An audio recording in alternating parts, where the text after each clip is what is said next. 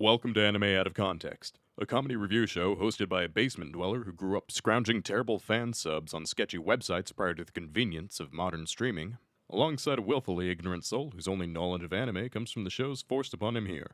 This show will contain spoilers, incorrect information, and copious amounts of adult language. Our hosts are not experts on any topic, and everything they say should be taken with a grain of salt. Thank you for listening, and enjoy.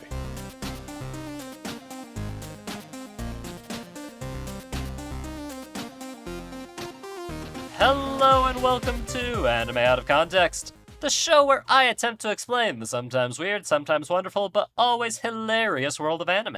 And I ask, do I make you Randy, baby? I'm Shaun Rollins. I'm Remington Chase. God, those movies did not age well. Austin Powers is a classic, universally. Have you seen them, Rem? I watched them too many times when I was young. Oh, that explains so much. Yeah, they were... that is a lot, my guy. They were unfortunately pivotal in my adolescent development. Oh, God, Rem. That's some information I didn't know about you, and now it's weirdly explanatory for what you have become in this day. My Christ. Okay, well... we're not here to talk about Austin Powers today, Rem. Oh, shame, because that is, in fact, my favorite anime. Yeah, no, that's not my bag, baby. Instead, Rem, we're actually here to talk about something that you and I both really enjoy. Alright, so it can't be anime then. Well, I mean, it's gonna be an anime related to something we both enjoy, Rem. I mean, we still got a podcast with anime in the title. Like, we gotta do what we gotta do. Fair enough. Alright, what do we both enjoy, Shaun? Well, Rem, we both enjoy this thing so much that we actually once competed in a competition for it. Oh, okay. I think I know what you're talking about, and it might be a weird blend. Okay. That's right, Remington. Today, we're going to be talking about our good old pal, Bill Shakespeare. Yeah, okay. That's where I thought this was going, which is not... It's an odd one. Yeah, would you have ever expected the folks over in Japan to make an anime that was heavily based around some of William's works? I guess it makes sense. I just don't know what to expect. Completely understandable, Rem. But for those who don't know, me and Rem went to high school together. And we both were in the theater department. To the point where we, went down to our state's local Shakespeare festival and briefly competed in it. Because we're fucking nerds. And oh, yeah. We love the Shakespeare's bar. great. Yeah, no. Shakespeare is wonderful and great and lovely stories. And so rife for room for adaptations. And it's just, the Bard's work is great. It's truly solid, timeless stuff. However, there are some plays that are decidedly better than others, Rem. So I'm curious, so is what we're about to see an adaptation of a specific Shakespearean work? In a sense, yes. In a sense, he says. Yes. So, hey, Rem, out of curiosity, of Shakespeare's tragedies, which one do you think is easily the most overrated? Oh, fuck. Well, I guess, alright, so it's gotta be one of the absolute icons, right? Right. And if I have to choose, like, most overrated, it's not because I don't think that it's good, but it's gotta be Romeo and Juliet, surely. Like... Ren, there's no other Shakespeare play that has had more adaptations done globally than Romeo and Juliet. It's like almost by definition the most overrated just simply because it's not the best. It would need to be the best of all of Shakespeare's works by far to get the acclaim and recognition that it currently does in comparison to his other works. Which is interesting because it is easily his most recognizable work. In the broad, like the general sphere, of course. Like, if there's one thing that Shakespeare and anime have in common, it's that, man, they love to have teenagers be fucking. And so, you know... Oh, God, no, that's not where I was going with this. No. I mean, but am I wrong, though? Am I wrong? I go to the jury. Anime, Shakespeare, look at that Venn diagram right in the middle there. Those teenagers be fucking. And it's making me a little uncomfortable. I mean, in Romeo and Juliet specifically, I suppose, but, like, most of his characters are adults. Thank God. Yeah. No, I mean, let's be real. Midsummer's Night's Dream would be a vastly different show if the ages were changed quite a bit. No, that one's for the furries. That's that audience. That's a different Venn diagram. Oh, well, I guess I've made an ass of myself in that one. Huh. Ha. See, it's funny because the guy gets turned into a donkey. At any rate. Fucking hell. Oh, but Romeo and Juliet is easily the most overrated. Like, it's not that it's bad, it's just it's got a lot of problems, and it's the one that people automatically go to and are, like, chomping at the bit still to this day to make adaptations of. So much so that what can be considered an adaptation of Romeo and Juliet, the definition of it has, like, changed a lot. Like, I've seen adaptations, not just in anime, but in a variety of media that it's like, yeah, I mean, I guess it's technically Romeo and Juliet, but at the same time. So what we're gonna get is not actually a proper adaptation. What we're going to get is the good old, we're not supposed to be in love, two separate sides of some bullshit, but we're gonna try anyway. That we're gonna get that stereotype that that's very reminiscent of Romeo and Juliet. Yes, the good old-fashioned forbidden love trope, which is probably the biggest thing that boosted its popularity. I mean, it is called the greatest love story, which is exactly why I say it's the most overrated Shakespeare work, because, my God, it is not the best love story, and it's not even Shakespeare's best love story. No, yeah, once again, I'm not bashing on Romeo and Juliet. I think a lot of people will pivot into the other direction and be like, it's trash. No, it's still really solid, but it's so far from, he has so much better stuff. Yeah, you gotta look at all of his other works to really understand what makes Romeo and Juliet good versus what makes it, bad. Because there are a lot of aspects of it that are just, not as romantic as you would think. But weirdly, Romeo and Juliet has been adapted in anime loads of times, like anime and manga, as well as several other Shakespeare works. Like, there's even a whole anime and manga based on The Tempest, of all things. But Sean, I think we've done enough of shaking Willie's spear. I think now we have to focus on what the fuck anime we're covering this week. Ah, that's a fair enough point, Rem. So the anime we're going to be talking about today is simply titled Kishuku Gakuo no Juliet. Alright, nailed it, got it. Mm-hmm. Yeah, do you know that what that translates to by chance, Rem? Oh, of course. Oh, yeah? Why don't you tell me? Oh, I just thought it was self-evident. I didn't think that was, Well, if it's so self-evident, you should be able to just come out with an answer immediately. Oh, of course. Well, if you want it, then it is, the rough translation is something like, check yes, Juliet, are you with me? Which...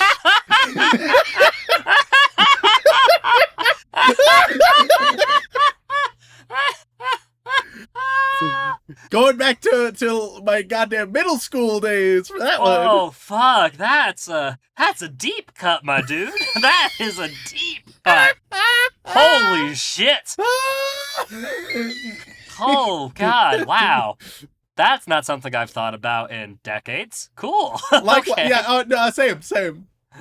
Man, if you got that reference, well, you know how old you are. Congrats. But no, Rem, believe it or not, you probably actually could have guessed the majority of this title, considering one of the words is literally just Juliet. Yep. The other one is one that we've said many times on the show, and you've heard loads of times, is Gakuo, which is school, and Kishuku is roughly translated as boarding. So the full translation of this is Boarding School Juliet. Okay, cool. And the basic synopsis of it is, as you might expect, it takes place in a boarding school, and which is, now you're gonna have to stay with me for this one, Rem. You're gonna have to stay with me. Okay. All right. So there are two big countries, right? Two big countries, one in the east, one in the west, and these countries are fresh off of a massive conflict war. Okay. Okay. And in order to help foster some of the peace treaty that they have, which at this point is mostly just paper, and they are waiting for something to boil over and cause the next big war. There's lots of hostile tensions between these two nations. So I'm sure we'll have just a bunch of political intrigue and getting into the nuances of a post-war nation and how that engages with another nation, how those can reconcile the tensions and cultures that can clash as they try to come together. I mean, on a certain scale,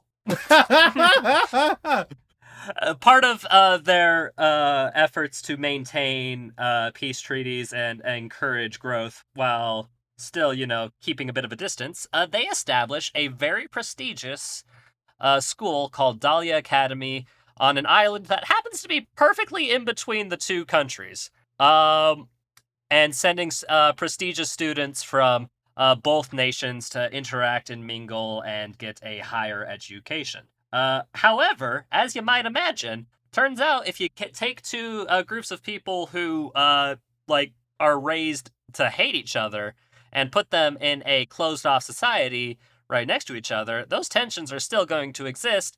And of course, in the school, there are two completely separate factions of the East and the West, and divided into their two separate dorms with their two separate cultures. And there's a lot of fighting and arguing and just straight up disagreements, let's just call it, between the two factions. And in these two factions, there are two leaders of their respective first-year groups. You've got Juliet Persia, Okay. and Romeo Inuzuka, Oh, fucking hell. and they are but the two leaders of their group. And does the show, I'm worried that it may not have the best part of Romeo and Juliet, namely being the child murder. well, Rem, I'm not gonna spoil anything for you. Simply put, the show simply starts with, in the midst of a conflict, we're introduced to these two characters, and by the end of it, we find out that Romeo has been in love with Juliet for many years, but has neglected the courage to confess his feelings for her until the aftermaths of this first episode. And after his confession, Juliet accepts, feeling, the what do you want to call it? The passion, the honesty. Sure. Something wholesome. We're going to keep it as wholesome as possible here, y'all. Yeah, at least until we get to the anime itself.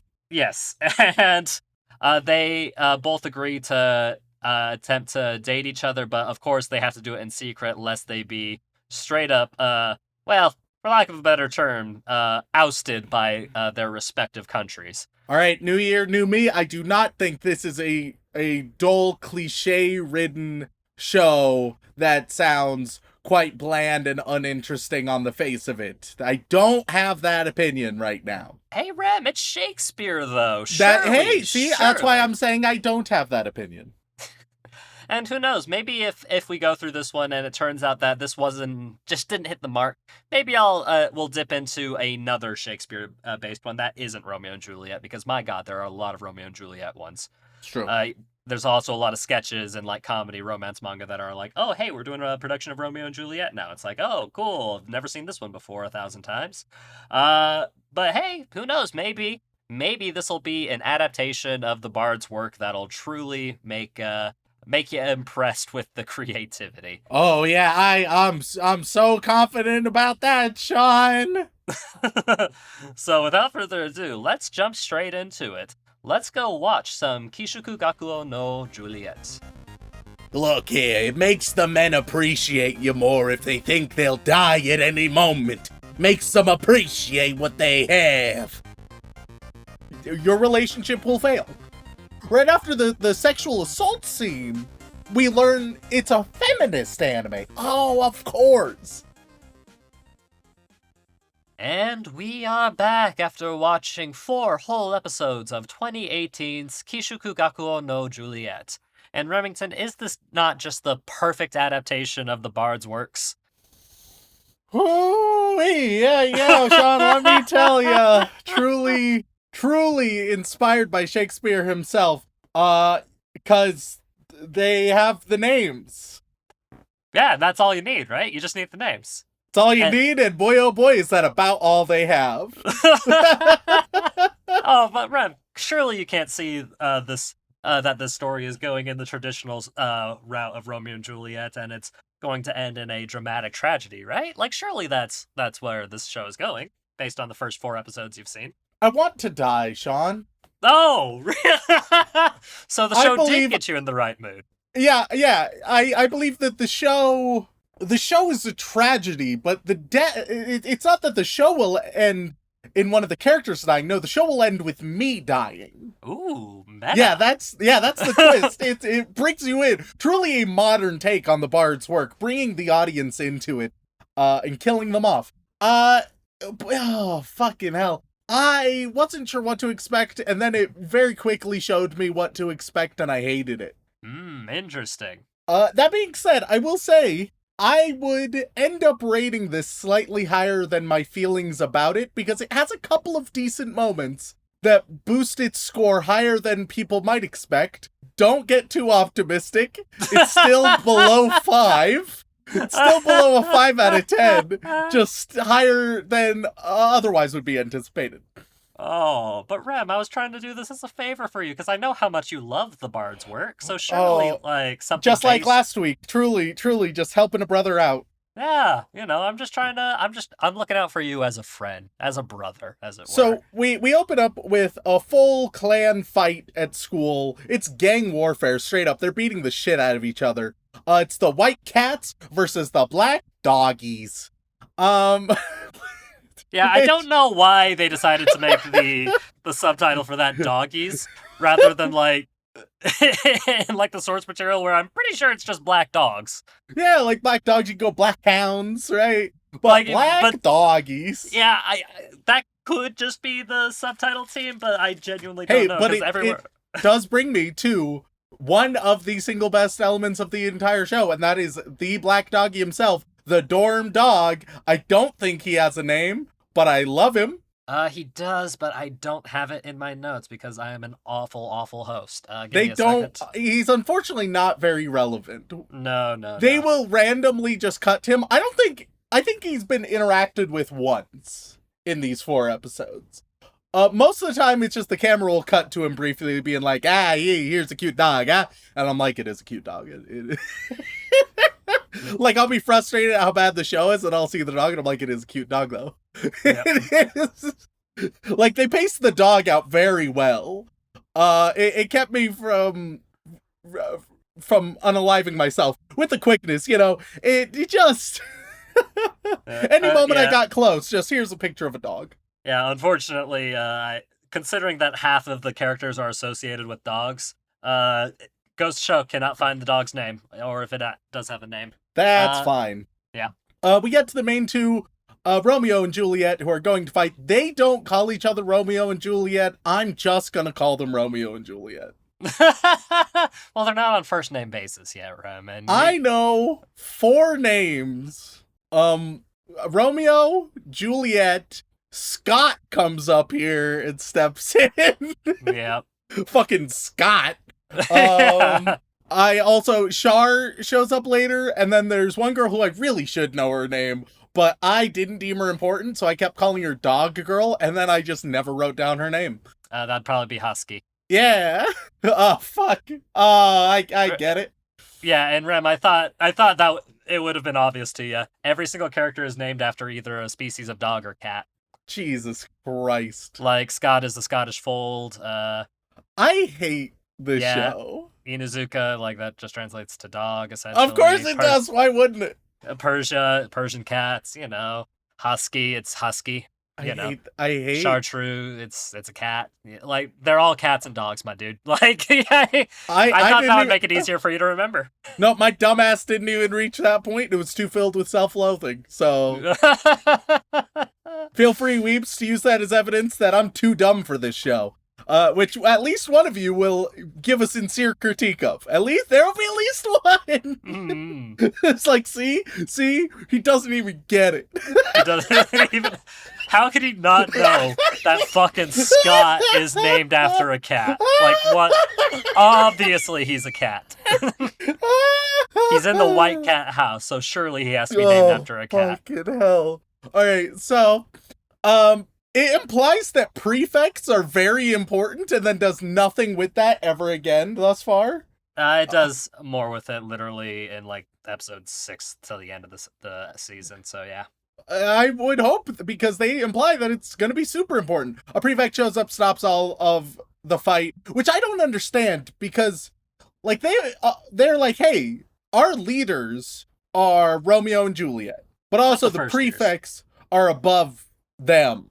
Well, they're just the leaders of the first years. Those were only the first years quarreling, Rem. It was It's it was all first years? Oh yeah. What the fuck? Oh yeah. Because the idea is that they're arguing classmates at the same year and the same level, so they're able to bicker with each other, and the prefects are like the third years that Then why have does it feel higher like authority. 90% of the school is first years? because that for opening scuffle is the first years only. Everybody in the school still has the same like conflicting opinion and combativeness towards each other. It's just Sure. that opening skirmish is only the first years. Okay, cool. So Well, you wanted the answer, and that's the answer. So, like, there is a reason. a bunch of meaningless bullshit happens. Romeo loves Juliet. Meanwhile, Juliet, she wants to change the world, but she can't because of Romeo? I don't really understand what the fuck she's talking about. It doesn't matter. Juliet talks some shit to some kids, before Romeo runs away. Then we cut to a motherfucker with a box cutter? Yeah. Bit of a tonal shift, wouldn't you say? Yeah, because it's like, oh, wacky comedy love, ha ha ha. Anyway, this motherfucker with a box cutter, he's gonna fucking slice Juliet. Jesus Christ! Excuse me? Yeah. What the fuck? And would you believe me if I told you that after that openings thing, it never gets that fucked up or dark ever again in the series? I mean, I understand, because why would it ever, but why did it now? Because here's the thing, and this is sort of the principle of comedy, right? Big ol' fuck you sword, right? Oh, that's fine. That's fine. But like a little box cutter, oh, that's serious. That's the nature of comedy, right? Yeah. It's the equivalent of me, like, if I'm insulting you, right, to go all out and get wacky with it, right? If I'm like, all right, listen here, I'm going to go, not to your son, not to your son, not to your son, but to your son, son, all right? I'm gonna go to him, right? And I'm gonna take him, I'm gonna traumatize him, all right? I'm gonna traumatize him, I'm gonna fuck his life up, and I'm gonna do it as a disguised version of you. I'm gonna behave as you, go to him, and I'm gonna ruin his life. He's gonna blame you. Your entire family tree is gonna fucked up. Your lineage is gonna be over, right? No more family tree. It's like, what the fuck is going on? But the absurdity of the situation and the intensity of the situation, that's what comedy means, right? Like, Looney Tunes, right? Looney Tunes, Mm-hmm. insane violence, but because it's so intense, it's so overdramatic, you're like, oh yeah, I get it. It's beyond reality. But if Wile E. Coyote, in one of his moments of frustration with the Roadrunner, right, another plan doesn't work, if he pulls out a box cutter and says, you know what, I'm done with this shit, that's a very different show. That Very is different. a radically different show. Granted, one I might be more interested in, but it doesn't In this belong case, in the not so same much. place. Yeah. Yeah, no. And so, Box Cutter Boy and a couple friends, they try to jump Juliet. She handles the friends, but then she gets pepper sprayed, and then grappled by the cronies. And then Box Cutter guy shows up with a box cutter. It looks like he's gonna slice her, but then still super fucked up, just slices the front of her uniform so that like her bra comes spilling out, right? And then you have Romeo, who shows up for the save, and it's just sort of like a weird, awkward moment. But what the fuck? Yeah, I'll tell you right now, Rem, I binged the whole manga of this on a whim because it takes not much time for me to read the manga, just because I wanted to see how the whole thing went down. And literally, in the rest of the series, there's nothing to that scale as this first little incident. It's literally a one-off and then nothing that even tonally comes close. That's when in the rest you of the revise story. it, folks. You say, oh, hey, this scene, you know, I had different plans for the direction of the series. I should really just remove this. It doesn't fit anymore. Yeah. Oh, fuck. And then, Romeo and Juliet are talking, right? And Romeo, hilariously, Juliet doesn't, like, explain this in detail to him. She makes, like, oh, wait, no, it's not at this moment yet. They later, they meet at a fountain, right? Mm-hmm. And she's like, were you saving me or attacking me in that moment? I can't have you hold back. I view you as a rival, etc. I want all of your strength. Bring it. And so they have a battle, and he's like, hey, I love you. Before he confesses, though, he realizes something about her, right? And she's like, you can't hold back. That's bullshit. He's like, oh, she wants the strength to change the world. She wants the strength to be seen equal as her male peers rise against the patriarchal oppression that she has combated against and prove that she is just as capable as any man. Oh, so this is a feminist anime? Is that what I'm gathering here? Right after the sexual assault scene, we learn it's a feminist anime. Oh, of course. How couldn't I have seen it sooner? How could I have missed the signs? This is another theme that isn't really touched on later. She will vary between being, like, quite capable to being absolute damsel in distress to whatever the story feels is important for the moment. Oh god, the absurdity of what's going on. They have a big old fight where he confesses his love, and she calls him an idiot, but then is like, yeah, let's go out, but it has to be secret. Which, let me tell you all right now, your relationship will fail. If your relationship, it's like, oh, but we gotta keep it a secret. I feel like in almost every sort of, like, tween comedy, right, with little drama elements, there's always that one episode where one of the main characters or like the best friend character gets with someone, usually the popular girl, right? But the popular girl's like, oh, but you can't let anybody know. And then it doesn't fucking work out. And the longer it's a secret, the less likely it is to work out, because it is fundamentally detrimental to a healthy relationship to not allow any communication or openness or moments of intimacy, and you just say, oh yes, in public it must be hidden, it must be a secret, because our public image is so important to us. But then, as we get into talking about their public image, we'll get into, when we get to episode 3, that also doesn't fucking matter, apparently? It's so dumb. Episode 2, so they're together now, right? Episode 1, they're together. Oh, also, when they showed the fountain, I should have mentioned, just to confirm for everybody, they show us some of the weirdest water I've ever seen in my goddamn life. It is as if you started taking a picture of, like, jelly, like the surface of used jelly, right?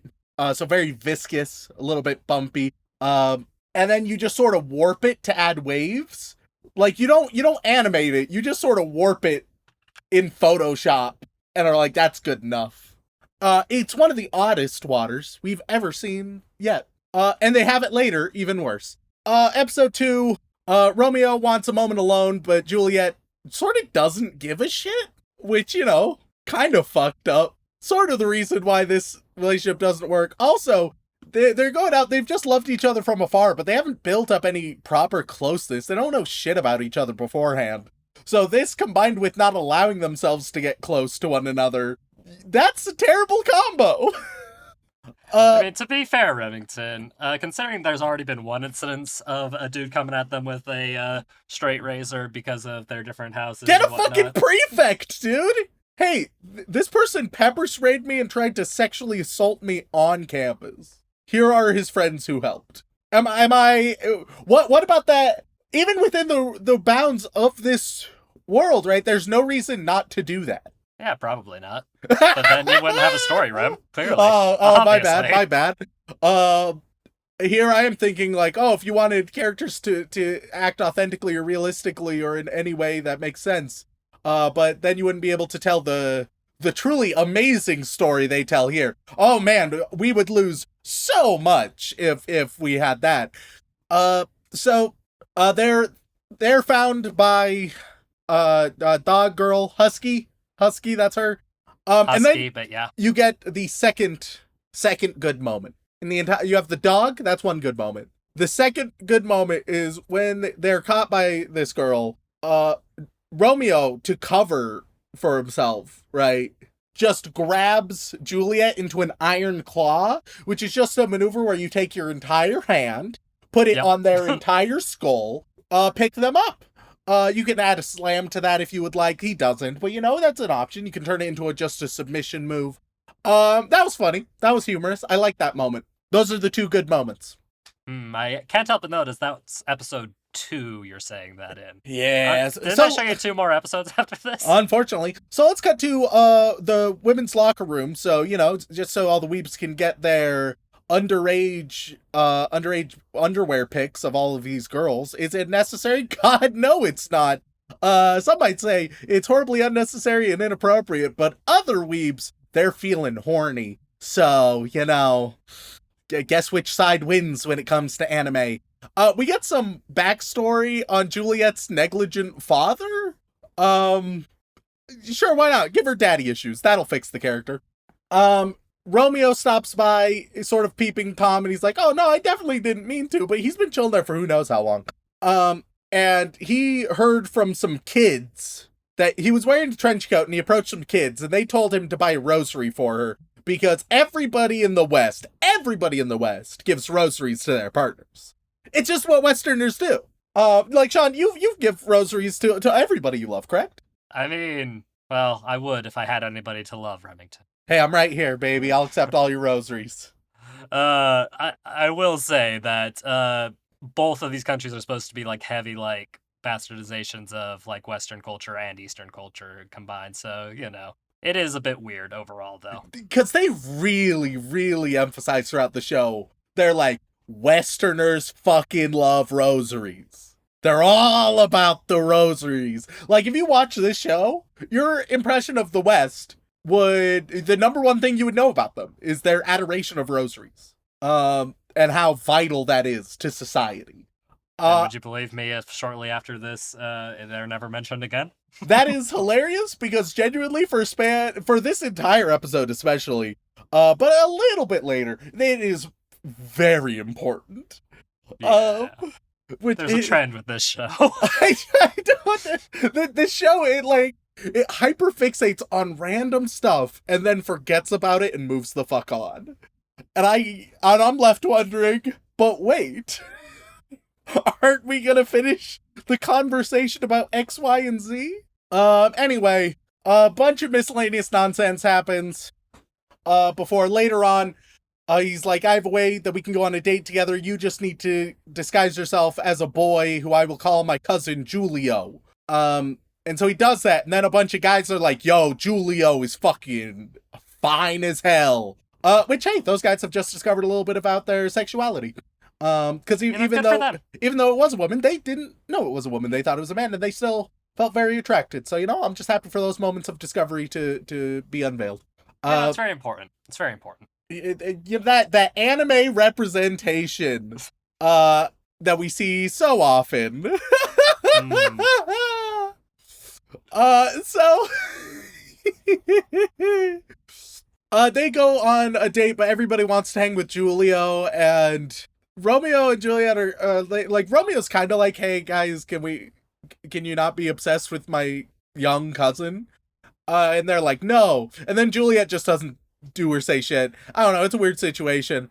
The date's pretty shit, and they note that it's pretty shit, but Juliet's like, but at least we learned about each other, but we didn't really see them learn about each other. There was one scene where some people were like, yeah, Romeo, he's always gloomy. And she's like, oh, interesting. And that's like the one piece of info that is learned on the entire date. And I'll be honest, if you go on a date with someone, right? Don't get me wrong. Like, it's very important to learn about each other, right? That's sort of like the thesis of this episode. Even if the events don't work out, if you learn about each other, if you get closer, that's what matters. But if the only thing you've taken away on a date is that they tend to be gloomy, it's a pretty shit date. You should have learned more about each other. You should have had a better time. That did not go well. Like, oh girl, tell me all about him. Well, he's usually gloomy, but not when he's around me. All right, yeah. No, that's the end of the whole story. He looks like honey. All right, what did he learn about you? I am still attractive when I wear drag, I guess. Like he learns nothing. Anyway, episode 3. Romeo wants to celebrate their 1-month anniversary coming up soon, right? In just a few days.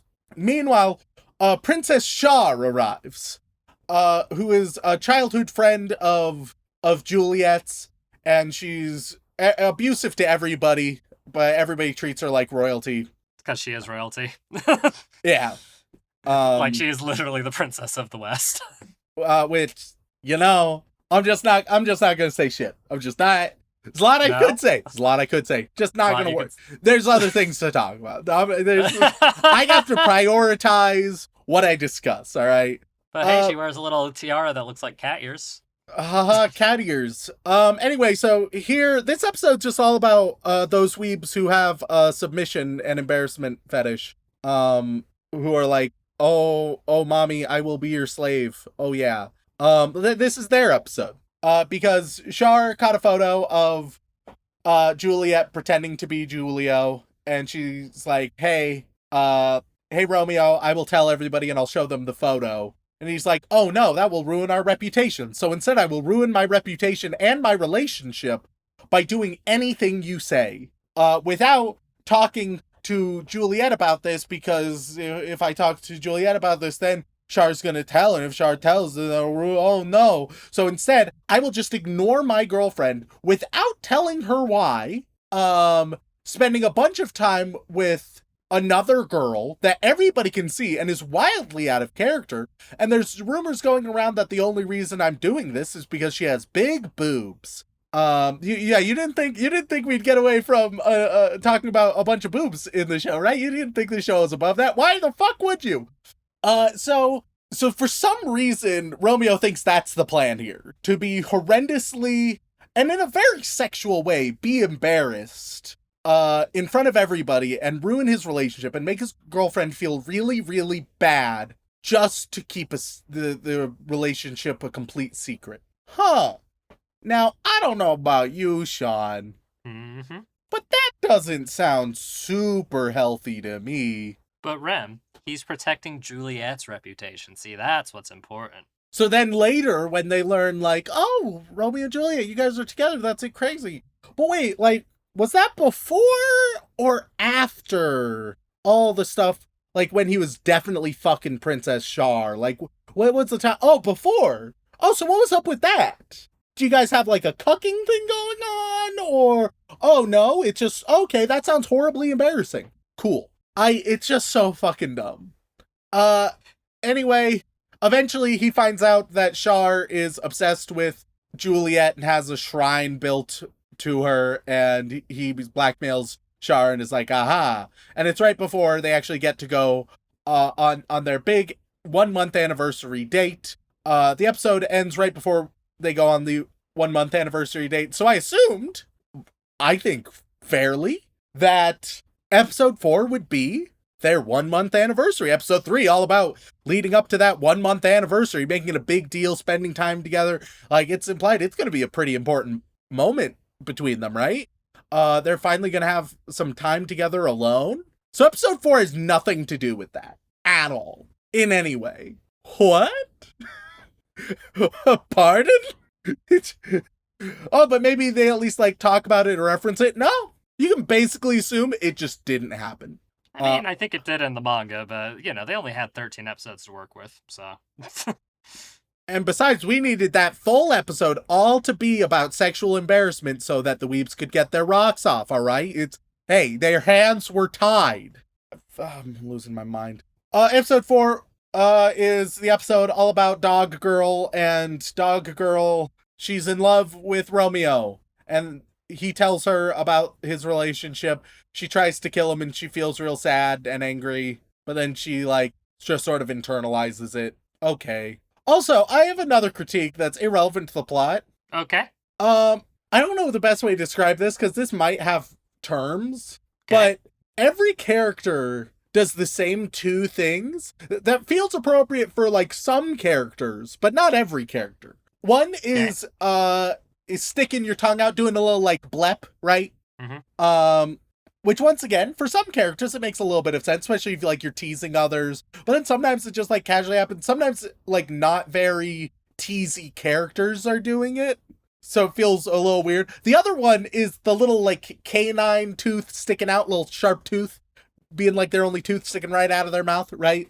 Being like, look how cute and feral they are. I never understood what it's going for, but it's very common. I mean, yeah, it's a common. Those are both common expressions. But once again, normally it's like, common for like these specific characters. Like that's what we're gonna give to these characters to give them. Usually, like the tooth one is like a little bit more of a childish character, right? Either that or like a very like childish, mischievous, rambunctious. Yeah, feral in a lot of ways. Yeah. This one, it just gives it to all of them. Just everybody at some point or another gets that. It just seems like a weird creative decision. I don't understand this show. I don't like this show. I don't understand why the show feels the need for pepper spray box cutters and a suicide pact. I don't think that these things... Also, at one point, I didn't even mention this. At one point, Juliet straight up does leave Romeo to die.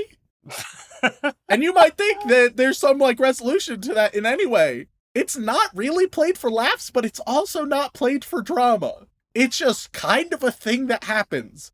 They're on a boat late at night. He falls off, right? And he's like, and she starts rowing away. And he's like, no, you can't row away. I can't swim. And she's like, later, bitch. And that's the scene. Like, they even bring up later, it's like, hey, it's important. He cannot swim. So what the fuck? That's not a good relationship. Well, don't you think a little, quote, a little bit of manslaughter, a little bit of semi-intentional homicide doesn't really add spice to the relationship, Rem? Look here, it makes the men appreciate you more if they think they'll die at any moment. Makes them appreciate what they have. I mean, okay, Rem, you gotta be careful when you joke like that, because there are people out there who might agree with you on that. This show is a terrible romance, a really bad comedy except for the Iron Claw. The dog is cute, but there's not enough of it. Dialogue is usually trash. The concept, and oddly, I'm gonna say like most of the pacing of the show is pretty decent. It's just that everything else is trash. So you're saying that the little nice things here can't compensate for the literally everything else? Yeah. Like, I think you could get a different script writer and you could rewrite this show into something good. It would take a lot of work and it would be like basically a new show, but it's doable. But good God, what a mess. So yeah, I'd rate it around a 4, maybe a 4.5 if I'm feeling generous, but that, like, in my heart, I feel like it's a 3.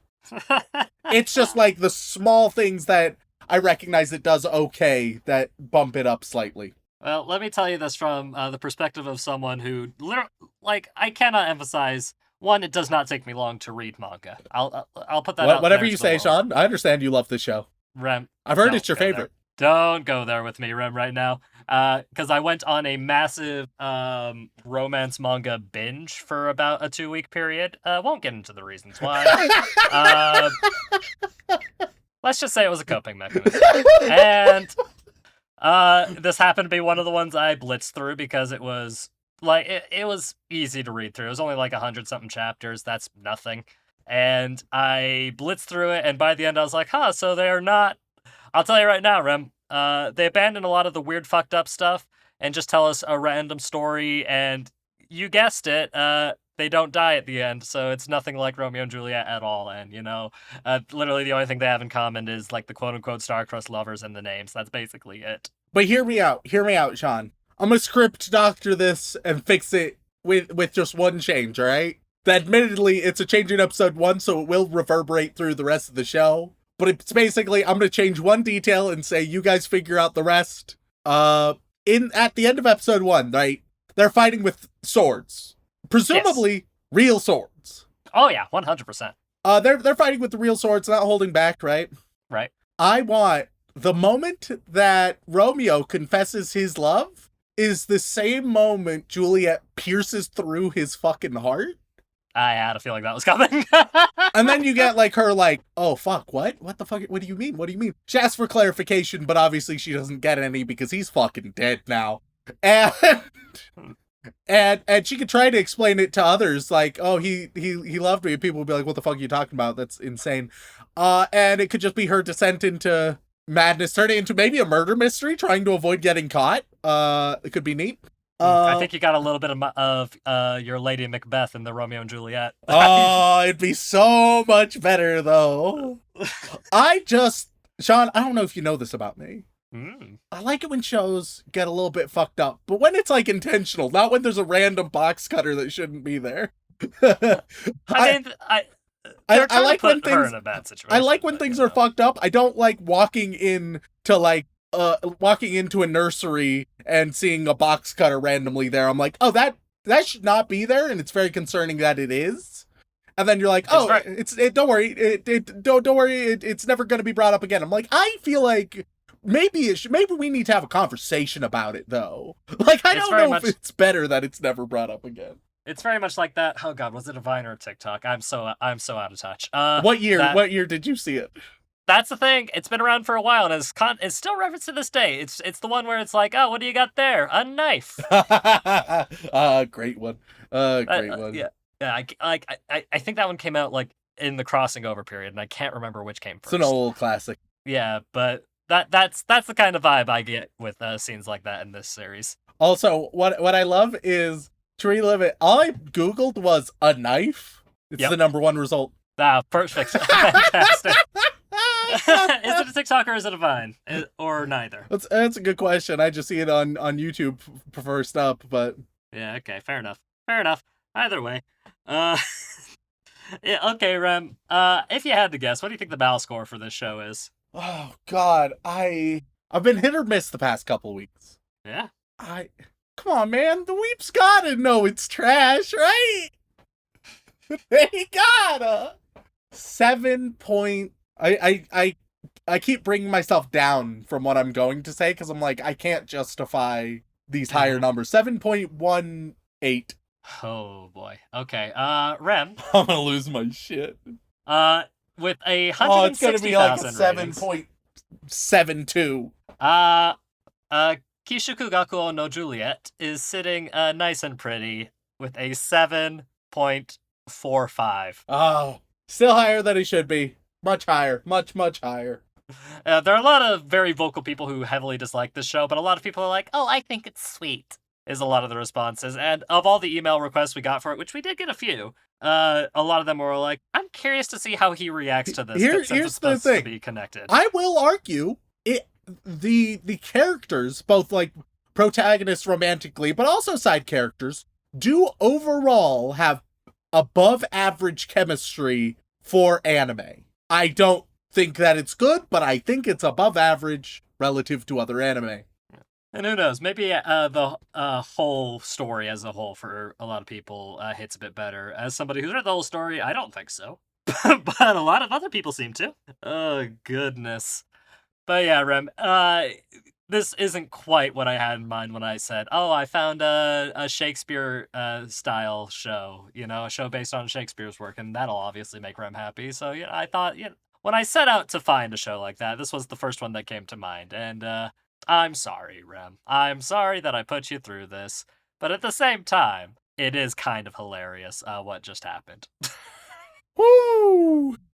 So I suppose the final question I have to ask you there, Rem. Is there any chance you'd want to watch a little bit more of that Boarding School Juliet with me? I'd really rather not, Shaun.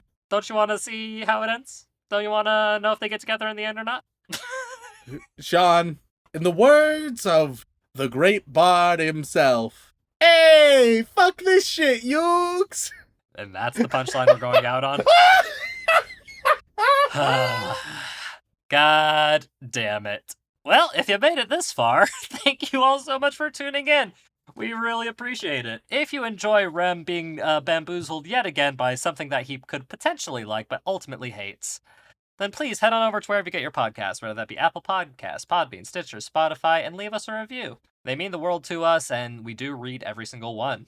And if that is not enough for you, you can head on over to twitch.tv/animeoutofcontext, where you can watch myself, Remington, and Dylan play video games exceedingly poorly. And if that is still not enough for you, you can head on over to patreon.com/animeoutofcontext, where you can gain access to all kinds of lovely bonus material, including the opportunity to be thanked live on the podcast.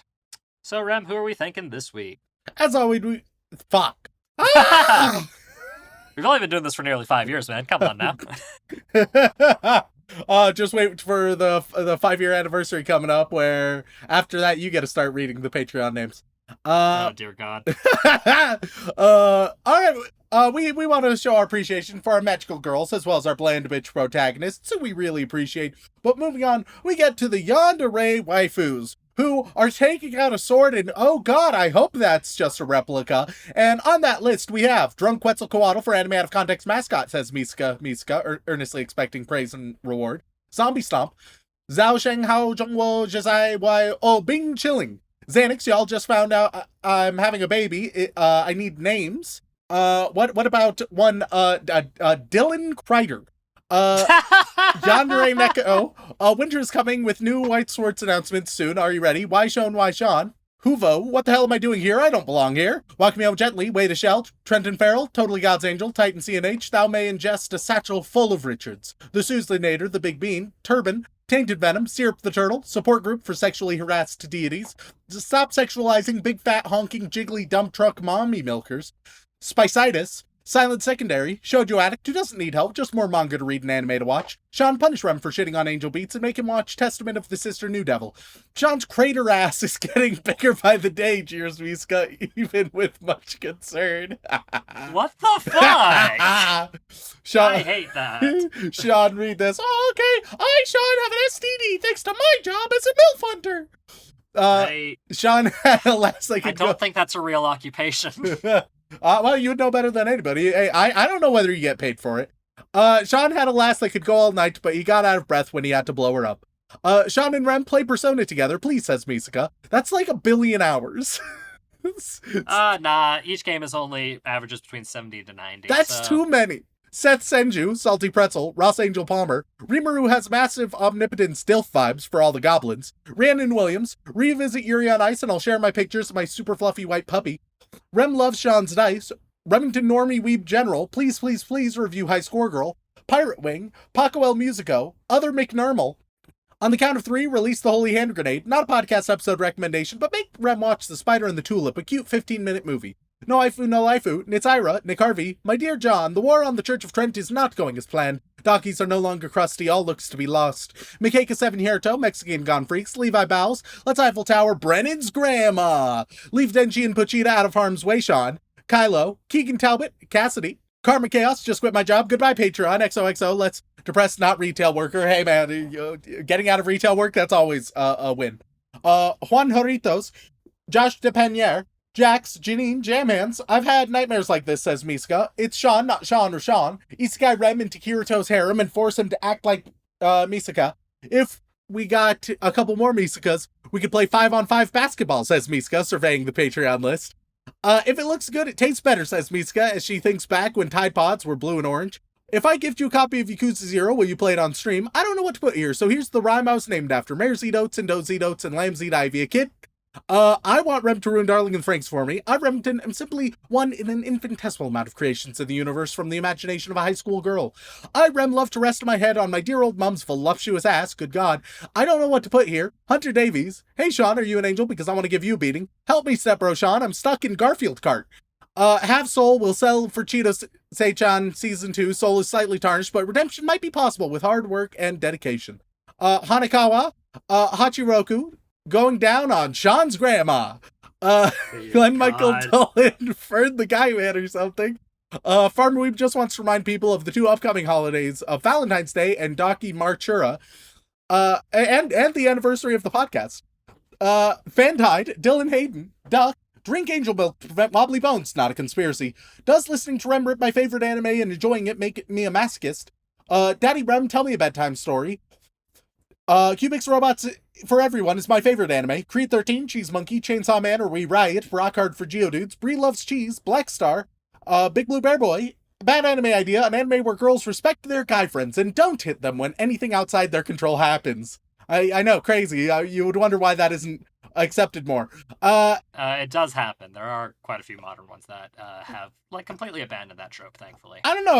Have you heard of one called Boarding School Juliet? Because that one has a lot of violence. Angel, 2018. Angel, that was a couple years ago. Andrew Sinclair, and the Angel Michael said to the farmer, "Fuck your wallet. I love those goddamn birds." Elise Howard, Alpha Angel, AG Tunnels, flopping like a sloppy helicopter. AJ Honey, A Daze, Aaron Hegland, and now we go to the Boy Wizard tier where you get the task you avoided by writing a Patreon name. Chris, you get planning your fiance's B-Day, and at the Boy Wizard tier, everybody will be assigned a Shakespeare play. I expect one-person performances of this play by next week. Good luck. Jesus, that's harsh. Zachary Shirley. And I know for a fact one of our patrons is a theater teacher, so they're probably... Hey, I think they can do it then. Zachary Shirley is back, baby. You get A Midsummer Night's Dream. Warning, you're 799 episodes away. You get Hamlet. Vincent Calabrese, you get Romeo and Juliet. The Fitness Grand Pacer Test is a multi-stage aerobic capacity test that progressively gets more difficult as it continues. Students, you get Macbeth. The Brown Mamba is back after being abducted to Layton, Utah for 2 years. You get Twelfth Night. Sorry, last Patreon was supposed to be lyrics from Circus for a Psycho. Also, Rem, there's no more enthusiasm when you read the Patreon. Truth, you get As You Like It. Shamaris, you get Much Ado About Nothing. Sarah Bernowski, you are going to get The Tempest. Roscop, you get The Comedy of Errors. Robert Atchison, you are going to get Julius Caesar. Rem, would you rather have a Sword Art Online or Attack on Titan revisit? Pick one. You are going to get The Taming of the Shrew. Podlore, Sam came from a gotcha machine after Rem and Shaun cuddled vigorously for many hours. You get Othello. OMG Shaun Body Pillow Lover killed Kenny. You are going to get King Lear. Oh, Shaun, real quick before I forget, we're watching Clandid next week, right? You are getting The Winter's Tale. My Afro Ate My Dog, you get Richard III. Mike got his Overlord review. You get The Merry Wives of Windsor. Miguel De Leon, you are going to get Love's Labour's Lost. Massimo Martelli, you are going to get Henry V. Latino saw Denji erase Rem's bloodline with kicks. You get Measure for Measure. Jack Wagon says Shy's Sweet Home or Cheese Sweet Home. I don't know for sure. You are going to get The Merchant of Venice. It should have been It's Chi, I'm pretty sure. Sure, why not? It should have been the other Nakano. You are going to get The Two Gentlemen of Verona. I, Remington, wonder, am I Kirito or am I really just Klein wanting bitches to hop on this big dick? You are going to get Anthony and Cleopatra. If you don't watch Illa Girl, an angel beats up Penguin up. Also, I, Rem, am still a girl. You are going to get Henry IV, Part 1. I'm Rem, say that Shaun's grandma is an angel in bed. I can't hold it back anymore. You are going to get Pericles, Prince of Tyre. I should fuck my non-existent sister. Change my mind. You are going to get Cymbeline. Hellerex, you are going to get All's Well That Ends Well. Go ahead, call the cops who won't silence voices. They're getting louder. Please send help. You're going to get Richard II. Darth Pikachu wants a Nyankoi review. You are going to get Coriolanus. Cryptid MILF humbly requests your consideration of reviewing Inuyasha for Valentine's Day. You are going to get King John. Crimson Reapers, just because of the scythes. You get Henry IV, Part 2. Carver 271. You are going to get, you'll get Troilus and Cressida. Brian Audit, you are going to get Timon of Athens. But what about Pumbaa of Athens? Beethoven 1201. Don't worry about it. Don't worry about it. Beethoven 1201, you're going to get The Two Noble Kinsmen. Because of my poor preparation for the 12 Days of Christmas, I asked Shaun to show me Redo of Healer. You are going to get Edward III. Arid Angel, you are going to get Arden of Faversham. Animated Z, you're going to get Venus and Adonis. A boy who will save anyone, even if they're not a good person or even alive, even if this costs them his life time to do it. You are going to get The Spanish Tragedy. I don't know if I said Animated Z, so just in case, Animated Z, you're going to get Sir Thomas More. And 38 weeks until Anime Bonsai as of January 20th, says Allfather excitedly. You will get all of the sonnets. You just get all of them. And now we move on to, of course, the inappropriate Joey Wheeler tier, where Shaun is going to speak a line from one of Shakespeare's great plays, and I will interpret it for you. and say exactly what it means. Literally, no frills. We start with, roses are red, violets are blue. I'm using my hand while I'm thinking of you. I mean, that already feels like Shakespeare as is. Truly. In Sonnet 42, I think. Okay. Shakespeare lines. All right. Let's see. Let's go with, we know what we are, but not what we may be. And what that means, very literally, is it is the destruction of the self. Destroy that ego. Do drugs. All right. Next up we have Raphtalia, my anime waifu, has returned. Sweet are the uses of adversity, which, like the toad, ugly and venomous, wears yet a precious jewel in his head. Toads are sweet and also worth a lot of money. Next up we got Magic Ice Ball. Our doubts are traitors and make us lose the good we oft might win by fearing to attempt. Oh no, man, I heard the word win, and I think you're gonna win if you gamble it all on red this weekend. Next up we have Hermione pegs Harry and Ron. Uneasy lies the head that wears the crown. You need to, if you're wearing a crown to bed, you need a good pillow that's comfortable for it. You gotta adjust a bit, but you'll find a position, it'll be alright. My dear old mum. How far that little candle throws its beams, so shines a good deed in a naughty world. If you see someone doing something good, throw a candle at them. They'll love it. Next up, we got David Norstad. I wasted time, and now doth time waste me. Go to your bar and be like, hey, I'll have one of the time, please. And then you'll get fucking wasted. Next up, we have Breben. Sweet mercy is nobility's true badge. Save your friend and then pin them onto your lapel like a badge. Next up, we got Blood Cell, still waiting for the next anime game for Rem to play. Expectation is the root of all heartache. Lower your expectations. Just listen to that Bo Burnham song a few times. That should fix the problem. Last but not least, we got Blake.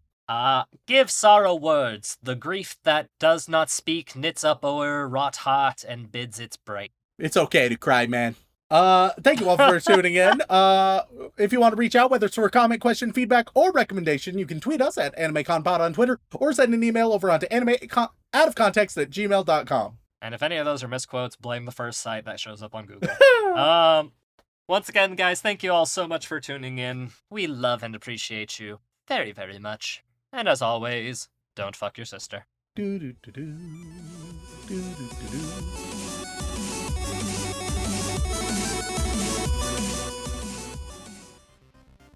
Oh, mommy, I will be your slave. Oh, yeah. I am still attractive when I wear drag? Because it is fundamentally detrimental to a healthy relationship to allow any communication or openness or moments of intimacy in public. It must be hidden. It must be a secret. Those teenagers be fucking. And it's making me a little horny. Wait, if there's one thing that Shakespeare and anime have in common, it's that, man, they love to have teenagers be fucking. Today, we're going to be talking about our good old pal, Bill Hitler. Would you have ever expected the folks over in Japan to make an anime that was heavily based around some of Williams' works? I guess it makes sense. I just don't know what to expect. I'm Shaun Rollins. I'm Randy, baby.